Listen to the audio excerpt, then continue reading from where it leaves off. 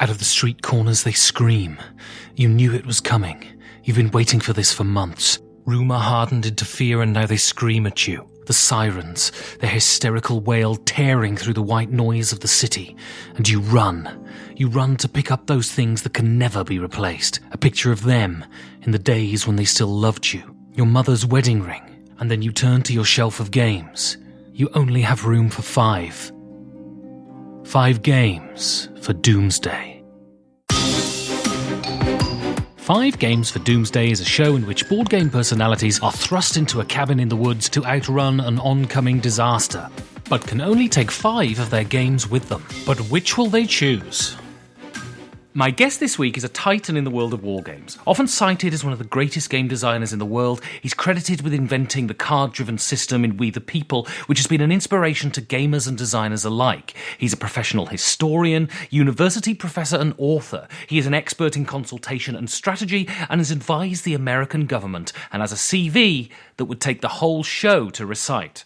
My guest this week is Mark Herman. Mark, welcome. Good to see you, Ben. And so, how difficult was it for you to pick the games? It was funny. Obviously, you'll do the conversation. I was very, very busy, but I was, when Uli Blenneman, who's a very good friend, who lives in Germany, if he lived near me, we'd play games every week. But great guy, and he said to me, you should contact you, and I did. And then when you sent I thought the idea of your show was so intriguing, and then you said you had 5 games. And so I have to admit that I spent a solid 10 minutes sitting in a chair looking at my bookshelves and picked the games. So how I picked the games was really more of what I play a lot, and which I know, and then maybe like one or... Then, of course, a 10 would have been easy. 5 became very hard. I guess that's the way to call it. And so, You're a legend in the world of war games. Is it only war games that you play, or do you go into other areas of gaming? Oh, no, I play everything.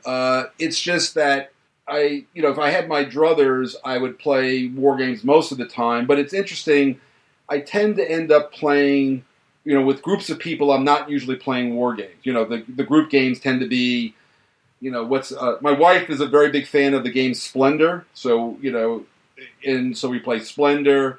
I play, and of course, all these new Kickstarter games come out with all these cool minis. And I belong to a group run by a guy named a good friend named J.R. Tracy. And these things all cost I got the Kickstarter with all the special. It costs $150, $200, and I don't buy any of that stuff. But I get to play theirs. So I just play like Rising Sun, which I thought was quite good. And I played almost all the big games that you would name. I don't want to. One of the things I won't do is I never knock another game. I'll say nice things about a game, but I won't knock another game. So I say nice things about Rising Sun. I played a lot of the Kickstarter stuff recently that I'm much less impressed with, but I'll leave it at that. And so, if we go back to the start, when did you start gaming? How did games come into your life? Was this from childhood, or was it later on? Well, the thing is that the first game that I've ever really took on in a big way was chess. And that's right. In fact, after I gave you the list, I realized, well, how was chess not on the list? So I think the list of 5 games, and I slipped my little magnetic set in my pocket. So that was the 6th game was chess. But I've been playing chess since I was 9, and a cousin taught me how to play, and that was sort of the only game I remember playing in a big way for a while. And then when I was 12, I ran across an Avalon Hill game called Battle of the Bulge. And I remember to this day, it was $4.95. I had to borrow money from my younger brother to purchase it. And that was my first war game, and then I was intrigued, and then it just sort of, that was it. That's what I've been doing since I was 12. Was there no intimidation at the complexity of the rules, or was that part of the adventure? I guess, I'm 64 years old, so I can't really tell you what I remember happening at 12 years old, quite frankly. I remember that the one experience from the rule book is I learned what the word inclusive meant. I didn't, because it kept saying, set up these pieces from this hex to this hex inclusive, and so I had to go get a dictionary to learn the word inclusive. So that was my first word that wargaming taught me. And, but beyond that, no, it didn't bother me at all. And then it was 2 copies of Battle of the Bulge at this little, card store, and as soon as my friend, Jimmy Dundalakis and Gary Gonzalez, played the game, the other set was gone, and like they bought the other set. So the three of us were playing Battle of the Bulge, on a regular basis after that for that first year. That it was the only game I had. And so, what informed your? I guess what I want to ask is, did your love of history inform the kind of games you played, or did the games you play inform your love of history? That's an interesting question. I guess, that's a chicken and egg question. I would say that I already was very interested in military history even before 12. So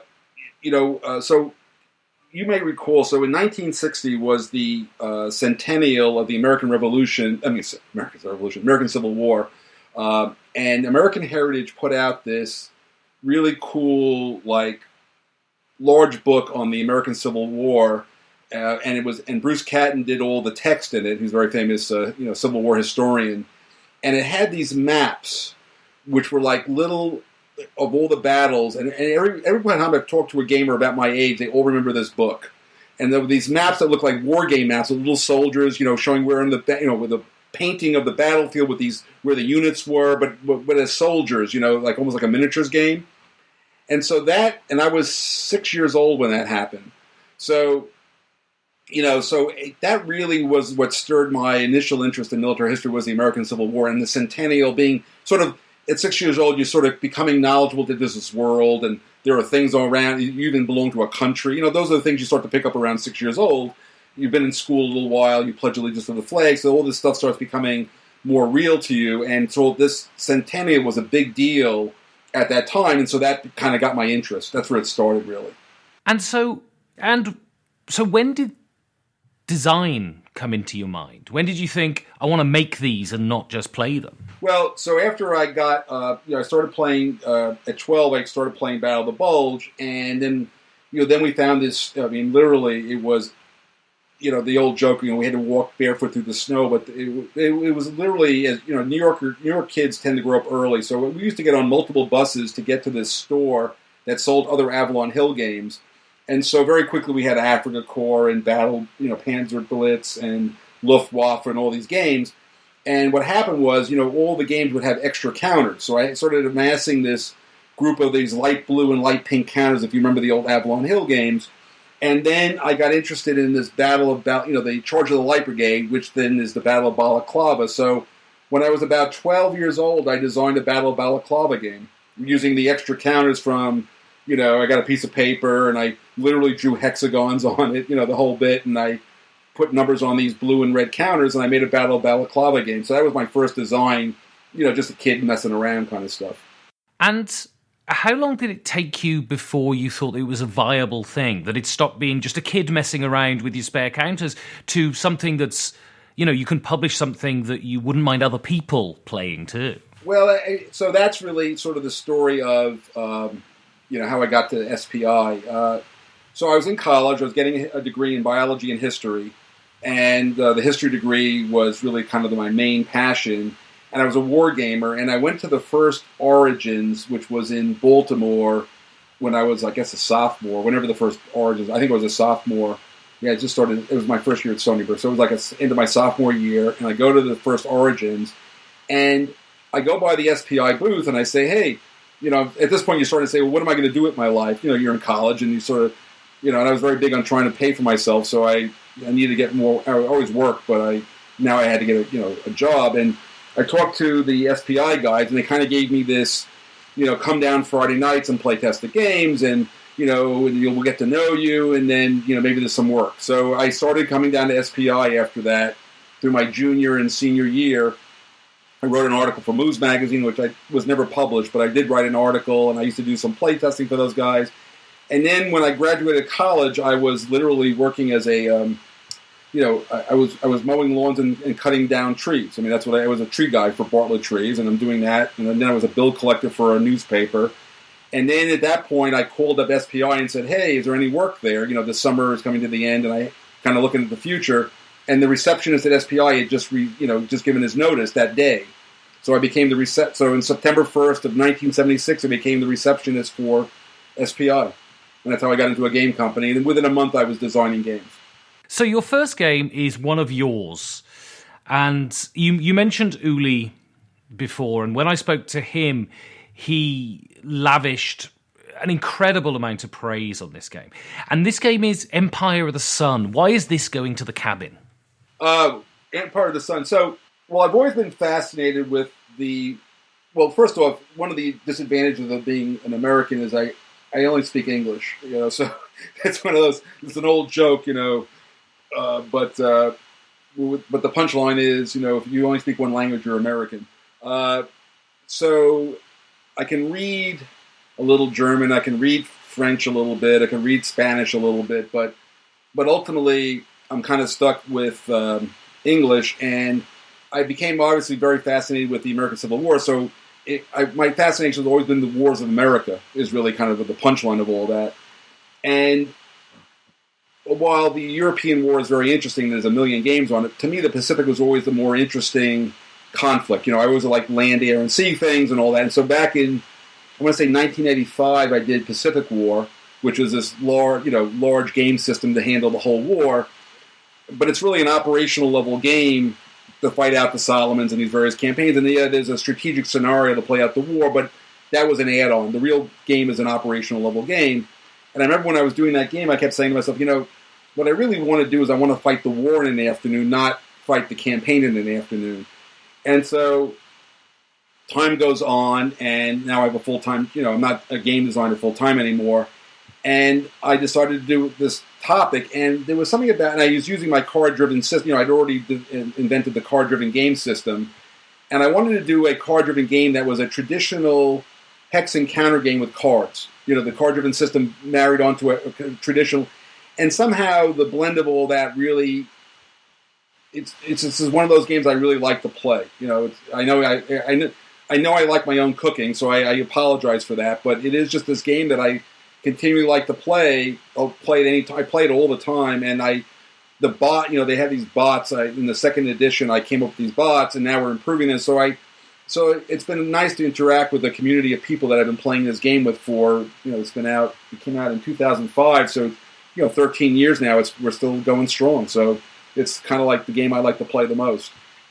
And how do you feel that this game models the actual Pacific conflict, or is that even important that it's a simulation? Well, first off, it is very important to me that the game be, have historical verisimilitude. So that's important to me. And a lot of traditional hex and counter guys will tell you that the cards make it a bad simulation. They'll tell you that. And what I would tell you, and I have a column, in C3I magazine where I talk about this. I think the problem that I have with a lot of war gamers is they only talk about kinetic history. In other words, the mechanics of, thing went from here to there and all that kind of stuff. But to me, that is not good history, because good history is psychological history also. So, for instance, if you look at an American Civil War game, this is one of my best examples. If you look at it from a kinetic point of view, you can see that you've got the Army of the Potomac in front of Washington, you've got the Army of Northern Virginia in front of Richmond, you've got fortresses in, all over the place, and you can quickly say to yourself that Washington cannot be captured. You can build it up to the point where it's just not going to happen, because you know the rules of the game, you know the numbers, it's not possible. However, if you read any history, and I have read, literally hundreds of volumes on the American Civil War, and you read, Lincoln's actual letters and the actual communications between the commanders and, the what they call the OR, which is the the records of the War of the Rebellion, the official records of the War of the Rebellion, you realize that Lincoln was always worried that Washington would fall. That was in his mind. With all the fortresses and the whole army, that bothered him. He worried about that all the time. So any game that doesn't have you as a Union player worried about Washington is not a good simulation. They would say, oh no, as long as I get the pieces on the board correctly, that's a good simulation. I'm saying, no, that is not a good simulation. A good simulation is as I, as a player, start to worry about the things that they worried about. Okay? So now, taking this forward to Empire of the Sun, so one of the biggest secrets of World War II was the atomic bomb. In fact, it was such a secret that when FDR dies and Truman becomes the president, 2 weeks. He's president for 2 weeks. And this guy Byrne, who was both in the Roosevelt administration, was a good friend of Truman's, and George Marshall, come into the president's office and said, there's something we want to tell you about. He didn't know there was an A-bomb, so there's a big secret, right? So when you play a Pacific game, you know there's going to be an A-bomb. In Empire of the Sun, there may be an A-bomb, because otherwise there's no reason to invade Okinawa. Why would you... Once I have a bomber base within range of Japan, I just have to wait till the A-bomb shows up and I win the game. That is not how they played it in the real world. And so in the game, the psychological history is you're MacArthur, you're Nimitz, and you're a king, and you're trying to conquer Japan, and an invasion of Japan is always what's going to be the case. And then at the last minute, after Okinawa, and then everybody's going, that was a bloodbath, and oh my God, what's going to happen when we actually invade Japan? They go, oh, here's this A-bomb, here's this platinum bullet. Where did that come from? But there it is. And so that changed. So everything so you have to build a game to be a good simulation. The game has to put you in the role of, I'm invading Japan to win this war. And then, oh, by the way, oh, look at that. This thing showed up. How wonderful is that? And if you don't have that, then I don't think it's a simulation of the war at all. It's just a simulation of moving pieces around a board trying to get, to do what they did historically. That's a book, but that's not a game. That's not a simulation in my mind, because where's the psychology of the actual participants in that? And that's how I look at it. And I think Empire of the Sun captures that rather well. And, the kinetics, and people argue about this, that, or the other thing. But one of the things I learned from Jim Dunnigan is what a lot of people think is history is an inch deep. And when you actually get into the details, you start to find out that war gamers have a lot of myths about what is accurate. And I've had, classically, I've had discussions on the internet where somebody says the combat results table in For the People is a mess. It's a disaster, they write, all those things. And then I publish all the numbers and how I got there, and then the response you get back on the internet is, well, I don't agree. No other facts to come into the art. So I just gave up on that. So the answer is it a good simulation? I think so. Would that be a universally held view? No.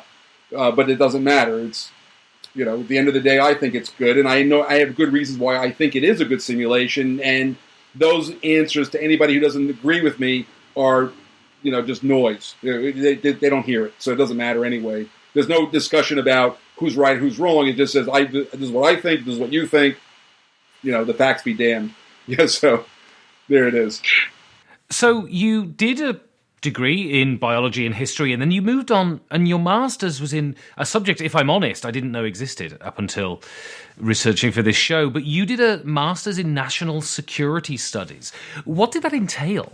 Okay, so national security, first off, let me start off with why I got the degree, which is really, remember, I'm now at this point, I'm a father with 2 children. I'm married, obviously. It's to the same woman, by the way, after 40 years, so I want to say that's a good news story. But I was doing work for the U.S. government, and it used to be like the guy in charge of a project. It would be you had to have a master's degree or equivalent experience, which was 2 years. So if you had 8 years or more of experience, it was supposed to be 2 years for 1 year kind of thing. If you had 8 years of experience or more, you didn't need a master's degree. And then the government just decided one day to drop the equivalence thing. So now I'm running I had like about, at one time at the end of my career, I had like 6,000 people working for me. So when you have like that many people and I couldn't be in charge of my own jobs, that would be a problem because I wouldn't have the right degree. So I actually went back to get my degree when I was 40 years old. I got it in 19, in fact, the diploma is right there. It's on the wall in this place. I got my degree when I was 41 or 42 years old. But the point of the degree was so I could basically be in charge of my own jobs. That's why I got the degree so late in life. But the degree is what they call a multidisciplinary degree. So national security studies is, first off, it's very much military history at its core. 2, it's a lot about, classical strategy text, Sun Tzu and Clausewitz and all that kind of stuff.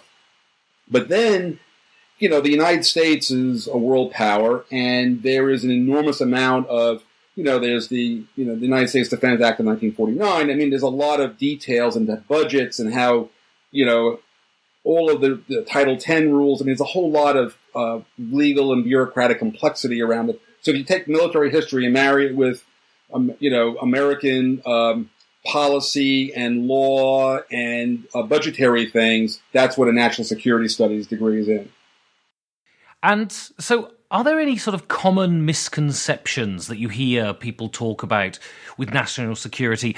Are there sort of conspiracy ideas that people have that you see and you think, really, in the real world, it's completely absurd? Well, let me give you, so this is something I learned recently, and I believe it's true. So if it's fake news, I apologize. But John Kelly, who's the current chief of staff of the Trump administration, and a guy named Steve Bannon, who everybody I think knows from Breitbart and was in the White House for a while, we all have the same degree from the same institution, just a few years apart.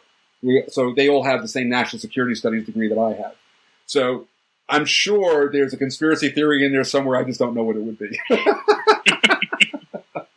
And so was there anything that surprised you when you did this degree? Any sort of revelations about how America deals with their national security that was something that you hadn't expected, or had you been working for the government so long at this point that nothing was a surprise? Yeah, I think the main thing I got out of the degree is, well, first off, to get the degree, I read literally, I actually kept track of it. I read 20,000 pages of articles, books, text in 2 years, which is a lot.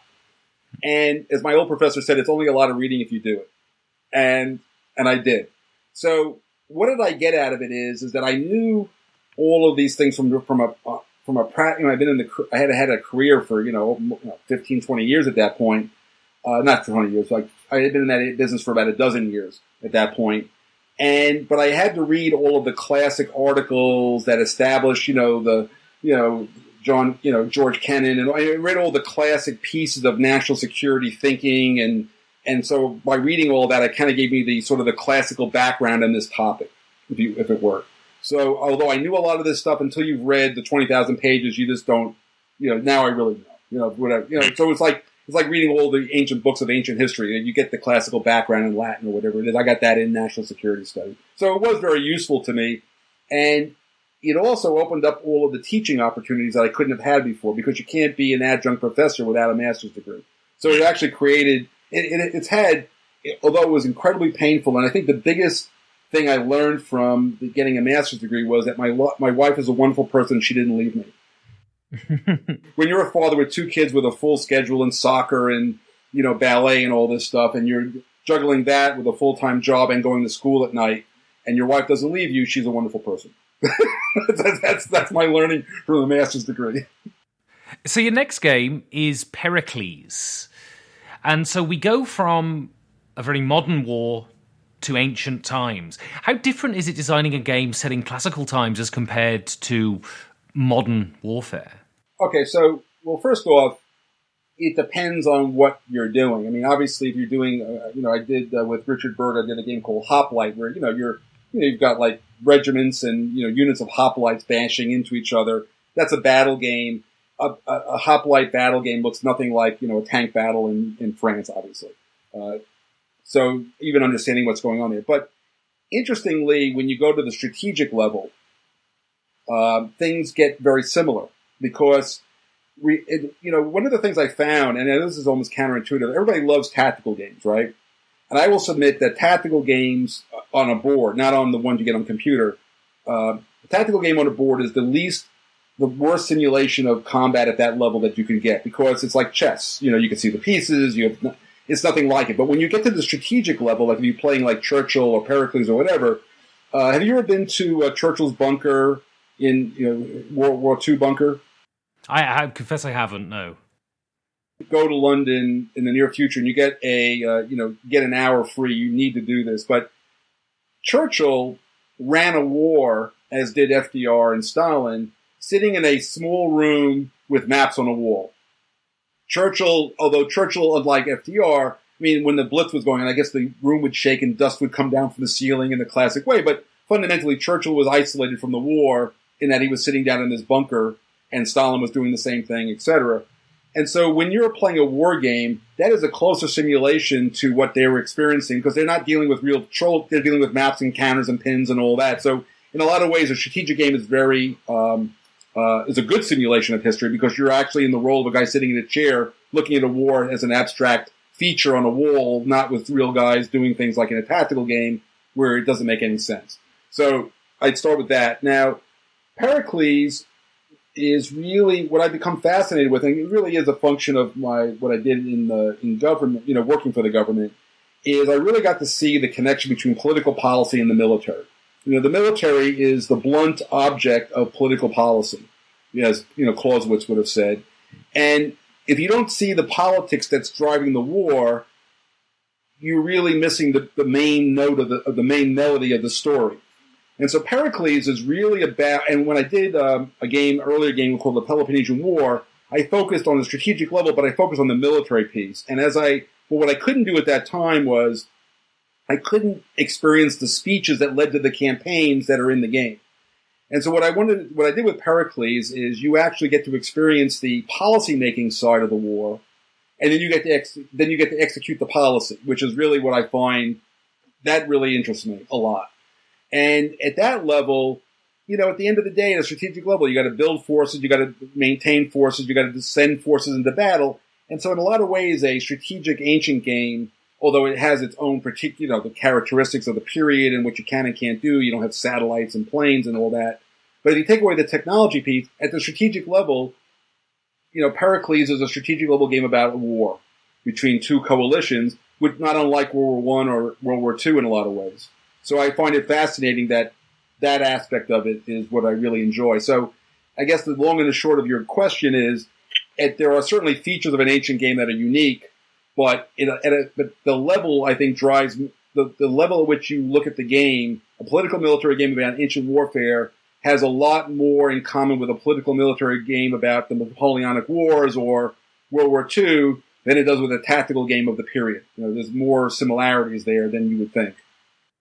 So sort of since the Age of Reason, warfare has been documented and analysed. How much do we know about ancient Greek warfare, and to what degree are you confident of the verisimilitude of it when you design a game like that? Well, that's a fair question. And I would say that as you walk away from the battle side of it, the verisimilitude gets better. So what we don't really understand is, and again, there's guys like Victor Hansen who have written some really good thinking. There's been a lot of what I call scientific archaeology, where they get guys on horses with bows and see what's possible and all this kind of stuff. They build a trebuchet and they put a hole through a wall. So there's a lot of things we discover from what they call this, build it and try it out kind of stuff, which is really interesting. But at the end of the day, there are gaps, and I'll give you a good example. So the Battle of Marathon is a very classic, for those of your, the Athenians have really made the Persians mad by burning down one of their regional capitals. They took that as, that was a little bit of an insult to the large empire, and they came after them with an expedition. And there are books and books and books written about the Battle of Marathon. But when I did the game for Hoplite, it's in the game when I did with Richard Berg, I actually typed everything known about the battle, 3 paragraphs out of Herodotus. That's all the data we have on that battle. And one of the key features of the description is that the Greeks do a 7 stadia, which is like they run for like almost a mile at the Persians in heavy armor. There are legions of books that tell you that's not possible, this didn't happen, blah, blah, blah. And the answer I go back to is, it's the only thing in the story that they write about, because it was unique. They wrote it, when you write a story, if everybody knows about something, like if I was telling you about a trip I took in a car, I don't tell you how to drive a car, I tell you about my trip. I don't tell you about a hoplite battle, because you've been in one, so why would I tell you about what you already know? I'm going to tell you the unique feature. And guess what? In this crazy battle, we ran at them. So I believe that you have to think through these things from the perspective of why did they write this down and not something else down. And so the idea that you can do a battle of marathon without some kind of guys running at people in heavy armor, I think you're just now you're making stuff up. So to prove my point, I literally retyped by hand the 3 paragraphs. I said, here it all is. You make any decision you want about it. Now, people have written books and archaeology supported some of this stuff, but the bottom line is we don't really know much about an ancient battle, is really the bottom line. However, what we do know when you get to the strategic levels, we actually have at least reasonable. We don't have obviously recordings of what Pericles said said in the funeral oration. We only have what Thucydides wrote about it, what he said. So, but because the book survived for so long, the people at the time, if they thought it was nonsense, they wouldn't have read it. And remember, they had to make copies, right? Remember when this book it's not a book first off, it's a bunch of scrolls, and the scrolls would not have been hand copied into other copies if there wasn't something to it that rang true to the people of the time. And there had to be enough copies to survive into the Middle Ages so that the monks could copy it to make it a book. So you have to sort of go by this probability of, there had to be enough copies, it had to be popular enough and accurate enough for it to exist in enough quantity so one copy would make it into the modern era, 2,500 years ago. So if you take all that into account, we know pretty much what they were thinking about strategically. We know about their governmental structure. We know about the tribute list because they actually etched it into stone. So we actually have the stone tablets say how much money everybody paid. So we have the economics of this thing. We know what it costs to operate a trireme. We knew, we have a lot of data that's demographic and strategic and the basic economics of the situation. We actually had some pretty good information on that. So as a consequence, a strategic level game has got a lot of good data behind it. Forgetting about what the battle's about. When you do a game at a strategic level, forces get together, you roll some dice, guys die, somebody wins, somebody loses. At that point, the abstraction is good enough to handle as long as the outcomes capture the kind of outcomes they got, you're good. You don't have to get into the detail where you don't know anything that's going on. So by losing detail, you get a better simulation at the strategic level than you could have at the tactical level. If that makes general sense. I kind of rambled a little bit there, but that's the point. So I really like Pericles. It's got to go to the cabin. So I want to talk about war games in general, because I'm not a war gamer. I have friends who are, and we have a constant debate about what defines a war game. And my favourite game is Lewis and Clark. Yeah, I adore some games just click. You know how to play them, and you know how to manipulate the systems, and they just work for you. And that one really, from the first moment I played it, I fell in love with it. But, what do you think is the purpose of a war game? Are they supposed to be recreation? Are they supposed to be education? Is that a fatuous distinction? Something, what I've learned is everybody comes at everything for different reasons. I think so. I think all of the above is true. And for some people, none of the above is true. So I think that people who play war games like I think at their core, they like the topic and the history. It's the history thing. And, I'm a professional historian, and every so often especially when I'm at Columbia University, the Columbia University history department is very anti-war. And to me, given that more than half of history is conflict, to teach history without the conflict part is like, I don't know, it's like having a 7-course dinner where everything is just a piece of bread. You left that almost all the detail just because you have this aversion to conflict. Okay, that's fine. So from a historical professional point of view, I think that any department that just tries to ignore more than half of history is really kind of missing the boat. It's just as a general rule. So for me, I enjoy really the history, and I particularly like more strategy, political, military. That's the kind of things I really am interested in. I'm less interested in, moving the 50 caliber machine gun from this house to that house so I can shoot some more people.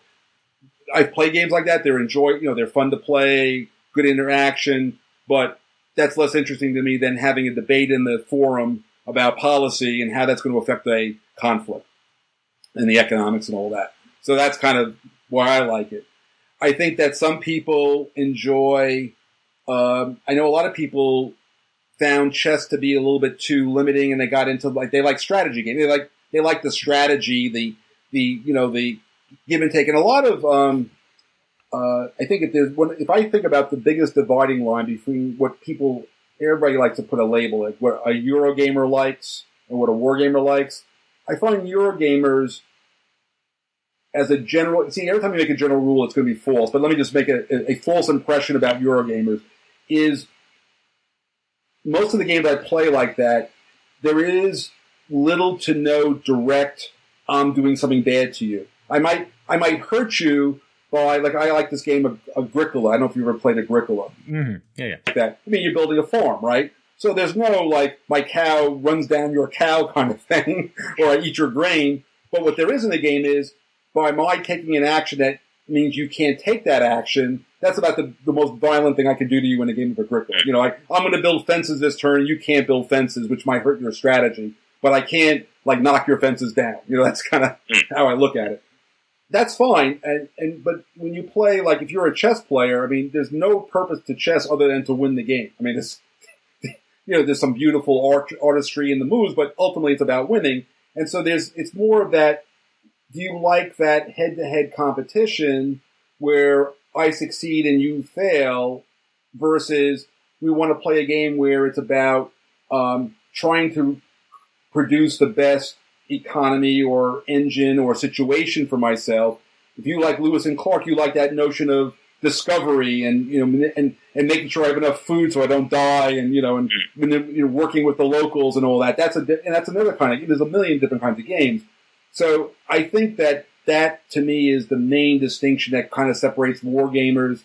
Now, when Tom Vassell did a list of, he called them war games, and the games that he picked, there was like maybe of their top 10s for all of them, there was like one game out of 30 games that I would have said was a war game. But I accepted that they were conflict games. You know, if you do a game on Star Wars, it's not a war game per se, but it's a conflict game. I mean, you're blowing up, you know, the Death Star or whatever the heck is going on. So there's a lot of games that are conflict games that are not necessarily war games, because there's conflict is built into the game. So it depends on how much of a distinction you want to make. And so, are war games ways of reminding us of the brutality and futility of war, or are they more primers on how to execute them successfully? I think that for me, it's a little bit of both. I mean, I'll tell you something interesting. So I think it's later in this thing, but, you know, what I did for a living was I ran war games in the Pentagon. That's what I did. And I will tell you that one of the hardest things to get military officers to do is start a war. They'll fight a war, but to start a war, that you almost have to start the game with the war already on, otherwise they won't do it.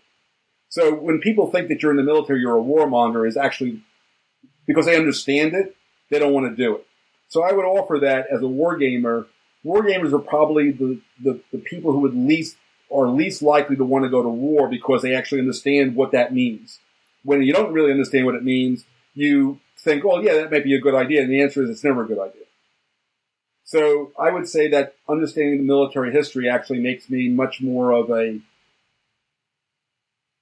I'm much more willing to see a diplomatic solution that is not exactly what I want, versus trying to fight a war to get what I want. Because you never get what you want out of a war, other than a lot of people get killed.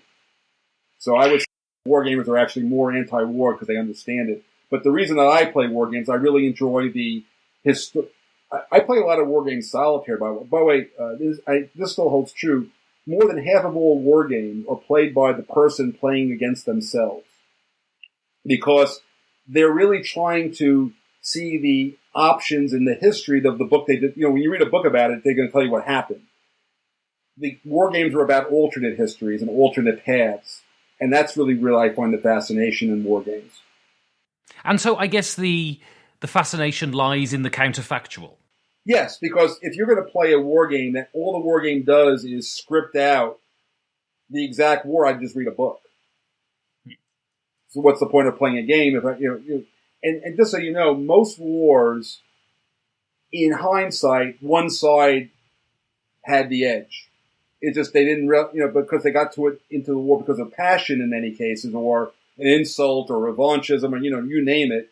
The war happened, but in hindsight, it was clear of why it came out the way it did was more likely than not, is often the case.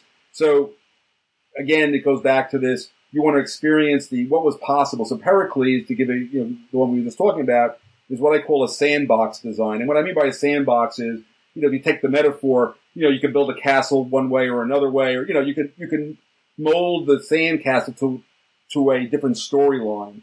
So Pericles is designed to, included within the Pericles universe is the historical story. But there's all these other branches and sequels that are not in the historical story that are plausible and could have happened. And so you get to manipulate. So in the game, you don't have to go to war. You can just fight out a nasty peace.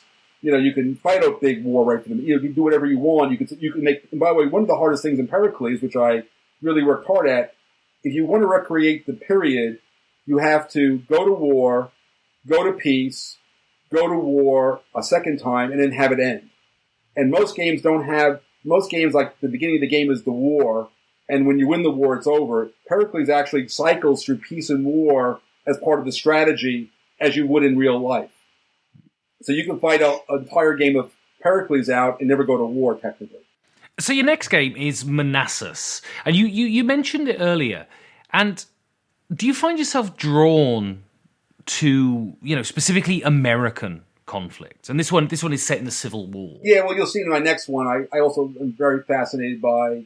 So, as a guy who came up in the war game, when you come up in the war game business, all the early war games that I played as a kid were always about a big battle, right? It was Battle of the Bulge, it was Gettysburg, And so, battle games were always sort of the stock and trade of when I was a kid, and these are the games I played. So, battles...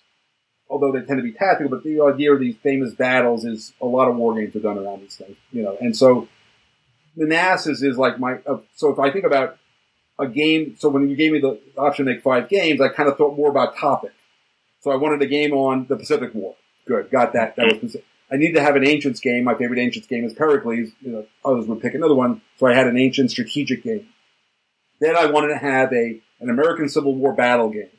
And my favorite is Manassas, but it could have, I played a lot, I have a lot of other favorite or near favorite, like games on Gettysburg. I used to be on the foundation of the Gettysburg Foundation, opened up a museum, by the way. So I've been to the Gettysburg battlefield, 100 times.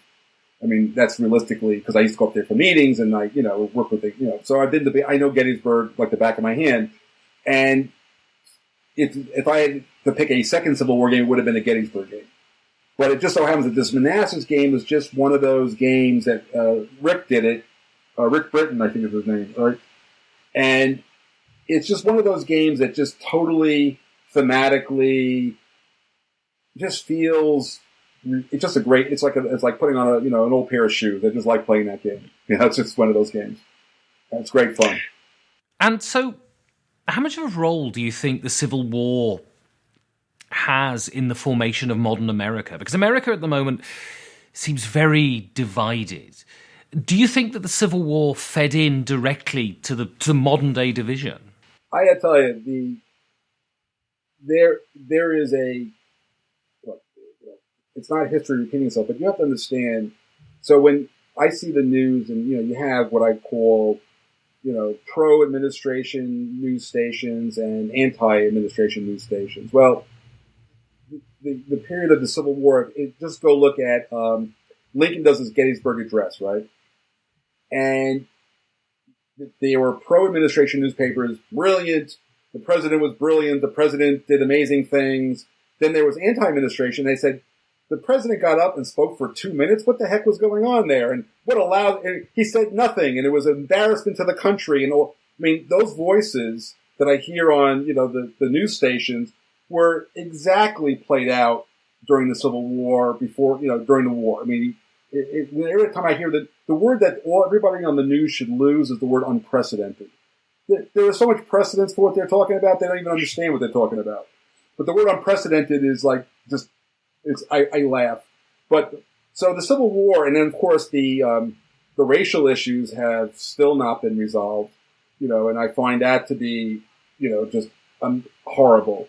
And by the way, one of the greatest weaknesses of the American system is sectionalism. That, it's built into the, see, when we started when they wrote the Constitution, there were 13 colonies.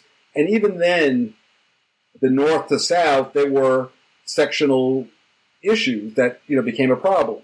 And as the country expanded, those sectional issues didn't go away. They became exacerbated. We still haven't gotten away from that. So when you see what's going on in America today, in a lot of ways, these are foundational issues that go back to certainly to the American Civil War and even before how we wrote our documents. And so it's not unprecedented. It's just, we wax and wane from these periods, and right now we're in a particularly intense one, but we've had them before. And this is just, it's more noticeable because, everything you say is immediately commented on in social media in about 8 seconds, So, and there's voices yelling and screaming, and then there's people pumping in stuff that's just make-believe so they can make money for clicks, and who the heck knows what's going on. But the bottom line is that, no, I think the American Civil War is one we should study more, not less. So going on then, so you said you played games at the Pentagon as a job. I ran exercises to look at, problems and start to understand how we would resolve them in a better way than, the best way possible. And so what was your job responsibility, and what kind of people were you working with? So just to be clear, I wrote a book about this called Wargaming for Leaders. I think it's in my bio somewhere. And so anything I say here has already been published, and I got there'll be areas where I won't go, but essentially there's an issue, whatever it is, and usually it's it's something everything that you read in the newspaper, somebody has prior to that looked at it in some detail through a war game process with teams interacting over the issue and seeing what the issues really are. Okay, so that happens all the time. And there's nothing that goes on in the paper that is not examined and analyzed. It was probably analyzed 2 years ago, and it gets updated. So my job was to organize, build all the background information, and actually run an exercise. And the people that would be in it would be people from the Pentagon and the State Department. And so what was the purpose to have? So I was reading your bio, and you talked about how things that you did were implemented during the First Gulf War. So this is in the book. I want to say it's August 2nd of 1990, and I get into the Washington Metro, and it's like 6:30 in the morning, and somebody across from me opens their paper, and I see the headline. I hadn't even looked at the news, and it's too early. I'm barely awake yet. And it says, Iraq invades Kuwait is on the front page. I get into my office and the phone's already ringing, and they want me to come down to the Pentagon to see if I can put something together immediately because the U.S. doesn't know what they're going to do. And so for the next 24 hours, I organize and put together, and we look at what are the danger spots and how should the U.S. respond to this in case they keep going on into Saudi Arabia, because the eastern province of Saudi Arabia is where all the oil is. And Saddam Hussein had oil, and he had been fighting a long war with Iran over oil, and now he's got Kuwait with its oil. And if he gets the rest of the oil, what's going to happen to the world? And U.S., we need the oil, right? It's all about the black gold. So we ran a war game: is what should the United States' initial response be to this crisis? And that was delivered to the Pentagon the next morning of options open to the Secretary of Defense and the President. That's what happens. And the people who played in the game, one woman who played in the game actually knew Saddam Hussein. So we have people, these are not just like, oh, let's see if we can get the grocery clerk from the corner to come down and play a game. No, we had people who knew the topic. You get these experts in, and they start to say, well, here are your choices. And we look through, well, if we do this choice, what happens? If we do this choice, what might happen? So you're not just throwing out ideas, but you're stress testing those ideas a little bit to say, what are these choices? And obviously the main choice is, how do we get Saddam Hussein out of Kuwait? How do we stop Saddam Hussein from taking the rest of the oil? These are the questions we were asking, and these are the choices we had. And so these sort of events, sort of history of American conflicts from the 90s, when you were working, Booz Allen Hamilton, were you sort of, okay, this is a potential hotspot, we should look into this, so if the government call, we'll be prepared? Or was it in this sense just, something would happen and you would react to it? Two ways. One would be what you just said, the reaction thing. And then the other thing is, I worked out of the Office of the Secretary of Defense and the Joint Staff for most of my career, so I knew, they knew me, I knew them. I mean, this is where I spent my days, So they would say, there's a part of the joint staff. I don't want to bore the heck out of your listeners, but there's part of the joint staff called the J8, and the J8's job is to look at these things. And so I worked with them, and they would say, okay, this week we're going to look at this, and this week we're going to look at that, and so on and so forth. And then every so often something really hot would happen, and we'd go look at that immediately and drop everything else. So there was this is a part of what happens inside the building. And is it true about the stories you hear that Kissinger would play diplomacy with the president in the Oval Office? And I know that's before your time, but was that sort of spirit of that evident around the sort of American administration? Let me be careful here. First off, I've never had a president of the United States in the room with me, so I want to be clear about that. But I have been beyond that, I've been with the most senior people you can imagine. You don't always want the decision maker in the game because you don't want anybody to know what they would do, but they watch. They watch. Oh, it's like they're sitting there watching what's happening, seeing the discussion, but we don't want them to reveal what they would do because that's not a good idea. So, but they would see and read and understand the options. What is the art of the possible here is what you do want. And we've had some very senior people looking at things like that. But to give a less military example, one of the things so they remember the financial crisis in 2008, and there's been others.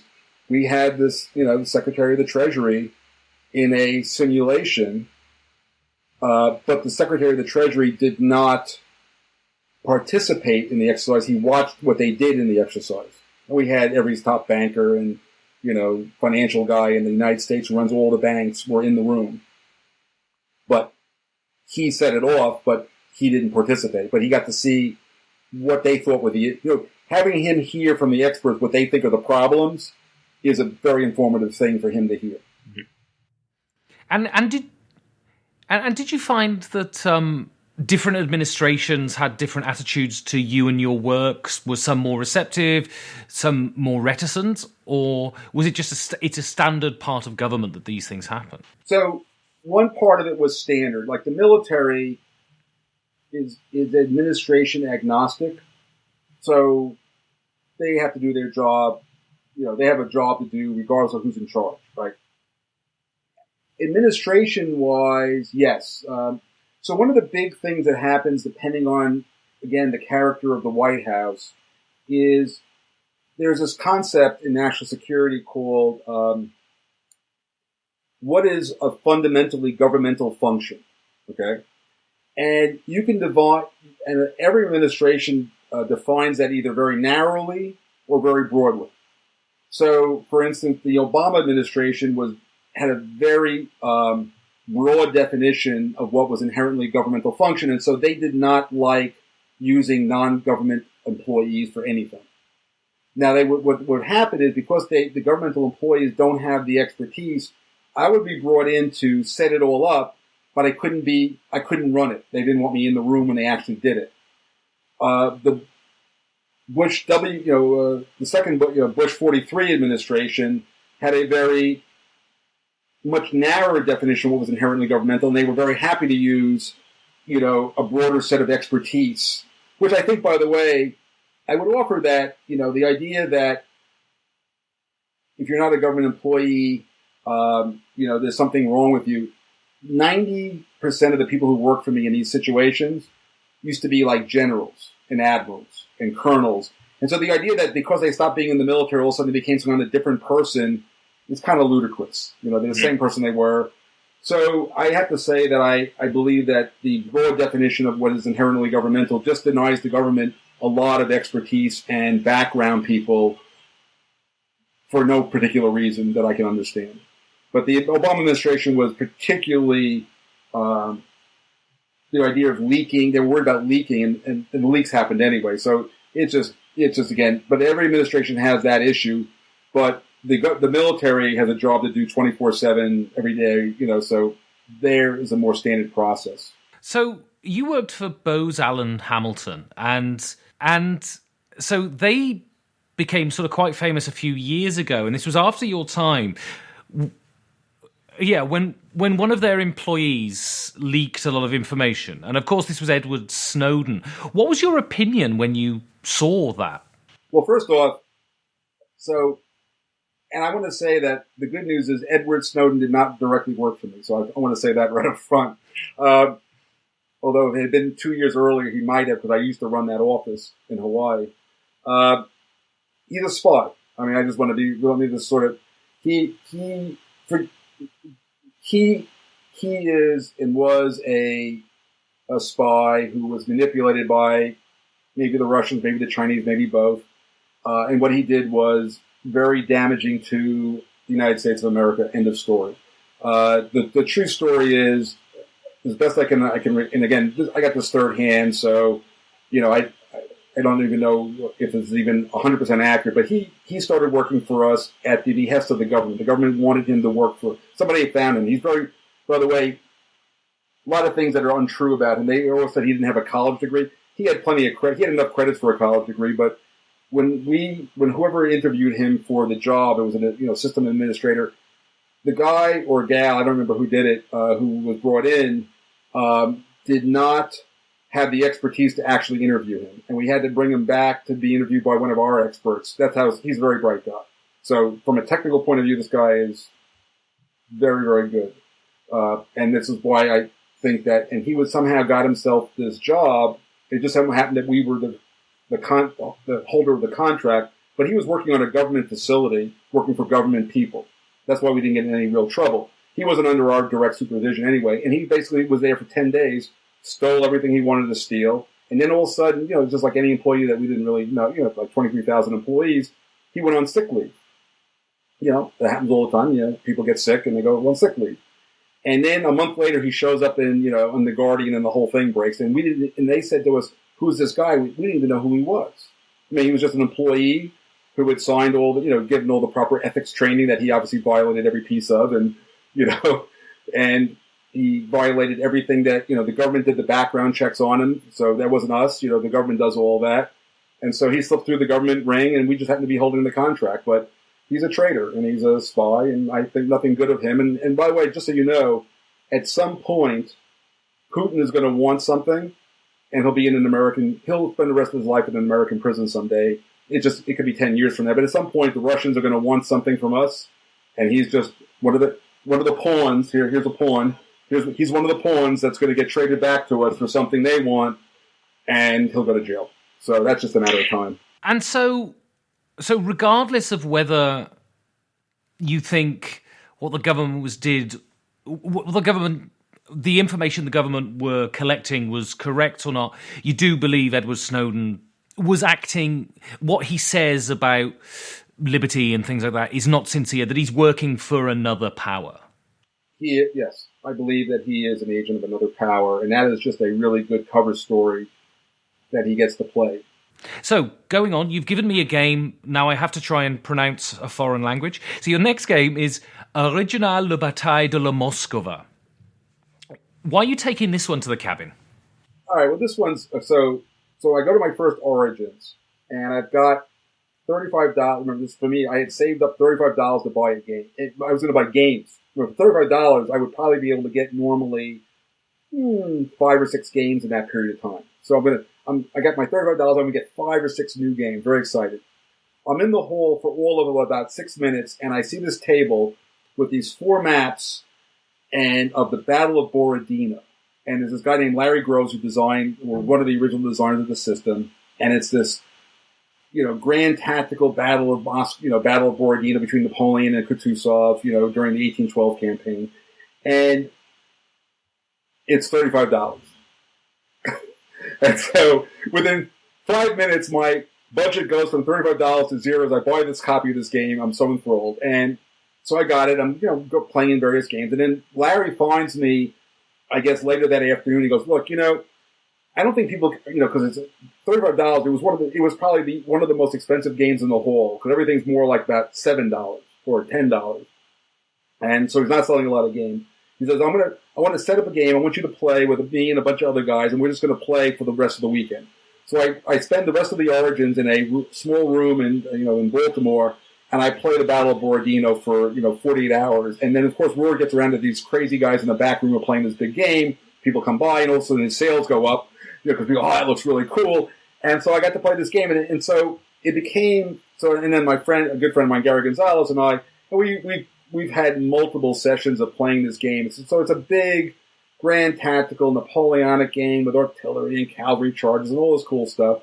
And it's just sort of like, if I'm going to be stuck in this cabin while the world's coming to an end, I figure I better have a nice long game to play while I'm in there. so this is the, okay, we can play this game for 2 weeks game. And so this is a hex and counter game. How important is that mechanism to war games? Is it the core of war games? Well, first off, there's only a few ways that you can tile a surface, okay? You can use hexagons, triangles, squares, and rectangles. If you're really clever, you can use rhomboids and parallelograms, but you get the basic idea. You got to have certain shapes to make a tiled surface. The advantage, and so hexagons, in fact, the first war games that Charles Roberts did, in fact, the original Gettysburg from Avalon Hill, uses the brickwork approach where you have rectangles built like a brick, like two and there's one here. And so you get this, so the brickwork pattern is the same thing as a hexagon because you can go off 6 ways out of the space, right? So the hexagon was used back in 60, 61, and it just was a convenient shape that defined a mechanic. But the big advantage of why you want a regular tiled surface is when you're doing a battle game, movement and range and all that stuff is easy to count. The reason I use hexagon, when I had the card-driven game, when I did We the People, it's a network, it's a box and line, network kind of game where you go from space to space by connected lines. A lot of Euro games use that technique. Mm-hmm. When I did Empire of the Sun, the reason I went back to hexagons is one of the biggest issues in the Pacific War, which a lot of games ignore because they want to go to areas and make it look more friendly, is planes only fly a certain distance and ships have certain ranges. And so airplane ranges is much easier to handle in a hexagon. It goes 3 spaces. I don't have to go, well, you're in this area and you can go to the adjacent area, but you can't go to 2 adjacent. You have to write all these crazy rules to get around the fact that you won't use hexagons. But if you use a hexagon, you can count to 3. So it just solves a host of problems on distance and kinetics. So the hexagon piece defines war games because distance and range and the kinetics of battle is more easily, you lose a lot of problems by just using this simple technique of geometry. And it just makes life easy. So you retired from the corporate world, from working at the Pentagon, and then you opened Studio Low Designs, which is there to develop games and sells, some of your most famous games, Churchill, Empire of the Sun. So why did you, at the time when you were retiring, decide to embark on this unsure thing of having your own game company? Well, I'll answer that question. I'll give you a broader perspective for after. So first off, the reason that you have a company when you have what they call passive income from royalties from games is taxes. It's much more. It's a much more in the United States tax system. It's a much more efficient way to treat expenses and costs and all that kind of stuff.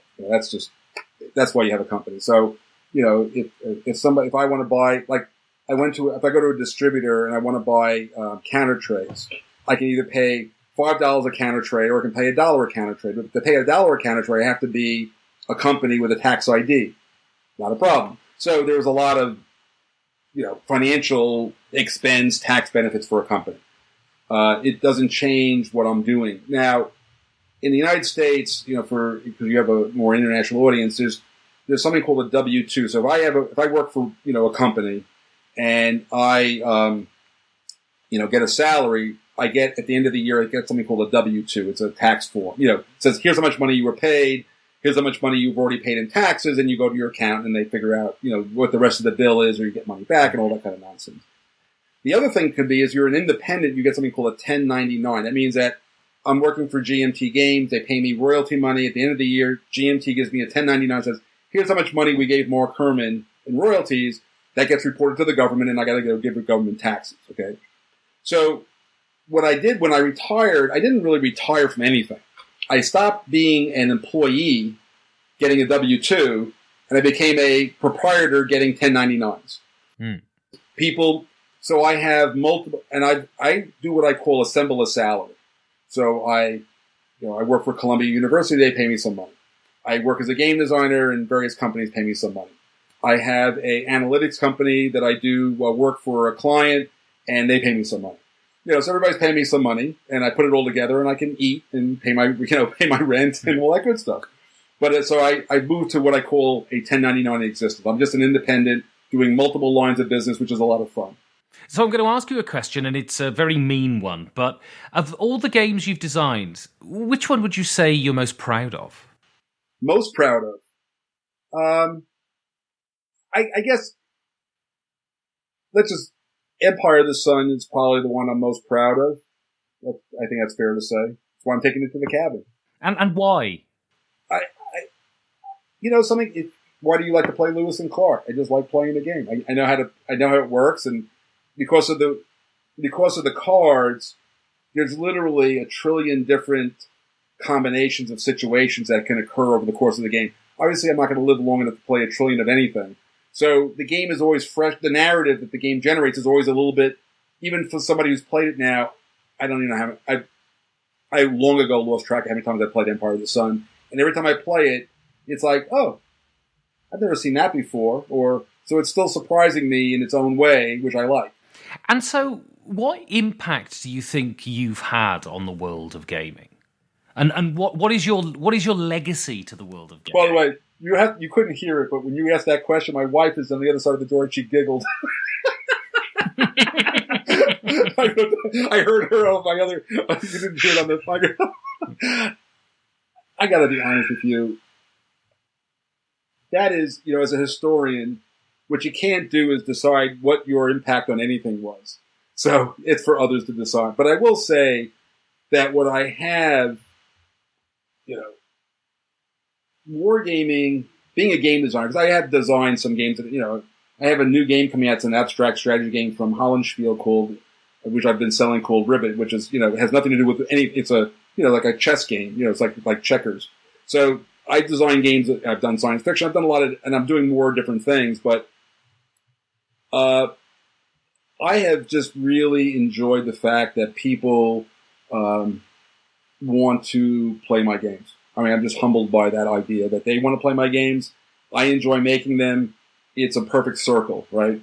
And so I will continue doing that till I can. And as I always tell people, I support my games very heavily. So anybody writes me, I always answer their questions. I mean, without, I respond, these are the people I like to interact with. So I don't know what impact I've had on them, but the impact they've had on me is they've made me very happy.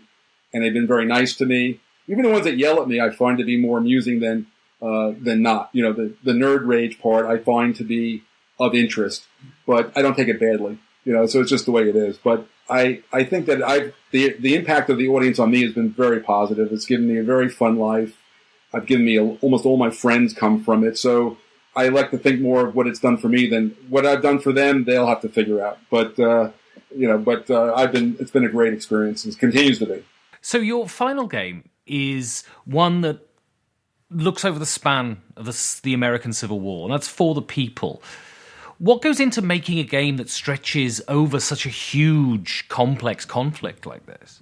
Well, I got to tell you, going back to the beginning of this thing, the Civil War has been sort of the formative, that 1960s centennial, that was like sort of the core of how this all began for me.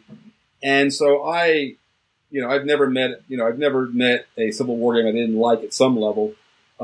Just like playing them. But when I did For the People, I really wanted to do a game that focused on this psychological history. The thing that I felt that all the other Civil War games wasn't doing for me was what I described earlier, that, I didn't think I was Lincoln. I was a military commander. They were military games. And For the People is really a political military game. In other words, you're Lincoln or Davis the president, not McClellan the general. You're not the general running the war. You're the politician running the war. And so there's a common theme here with Pericles is that I'm fascinated by this, the president's got more things to do than just run a war. And so you've got some political things. And I ran that game. There was a really cool idea in this book called How the North Won by Hathaway and Jones. And in there they had this interesting graph, but I got this idea of strategic will. And so the war is not about battles per se. It's not about anything. It's about, can I keep my side in the war? And if I perform badly, my side says, this is not going well, we need to stop. And so this idea of that who's got the will to take it through to the end to win is really the struggle, and it's really a political struggle, but through a military mechanic, obviously. But there's a lot of, the cards allow me to bring all these politics and, more interesting narrative. And again, I would come back to the thing that, reason I play any game, by the way, even a Euro game or anything, is there's, let's just talk about Agricola. Agricola's got this great narrative that I feel like I'm growing a family on a farm. There's a great narrative there. And you like Lewis and Clark because there's this great narrative of a discovery of the Louisiana Purchase. And I like Empire of the Sun because I feel like, the generals running the war, but with the president and the joint staff over my head giving me directions through the cards of what I can and do, how much logistics I get. And I got to sort of solve that puzzle about how to get there. And I tell that story. And For the People tells the story of being, Lincoln or Davis trying to prevail in an internal civil war. So you're driving to the cabin, and you've got your foot down because you're fleeing the apocalypse, and your car skids around a corner. The back door flies open. 4 of the games fly out of the car, down a ravine, into a river, and are swept away. Which game do you hope is still lying on the backseat of the car? As long as there's no humans involved in this going out the door thing. That's an interesting question. If I only had one to play, I'd have to say Empire of the Sun. It's the one I would hope that was still in the backseat. But I would be okay if any one of the 5 was back there. And remember also, I snuck a small chess set into my pocket, so that survived no matter what. So if people want to get in touch with you, how would they do that? Oh, that's great. I mean, I'm on Board Game Geek, and I have an account there, so you can always. I get what they call geek mail all the time. So please feel free. And then I'm on the various boards, so people, there's all sorts of threads where I post something or I post and people respond to me. So, I mean, I spend lots of time corresponding. You and I have been corresponding, and people get a hold of me. But BGG is a good way to start a conversation because I always see the BGG mail and all that. Great. Mark Herman, thank you very much. Ben, I want to compliment you. These are some of the more interesting questions I've been asked in a long time. And if you wanted to say something nice about the show, or if you wanted to say something horrible about the show, you can contact me on @5gamesfordoomsday on Twitter. You could send me an email at 5gamesfordoomsday@gmail.com. You could support the show at patreon.com/5G4D. And if I haven't had to flee from the terrifying Tory power stances and the bowdlerized versions of classic novels, I'll see you in 2 weeks' time for another 5 Games for Doomsday.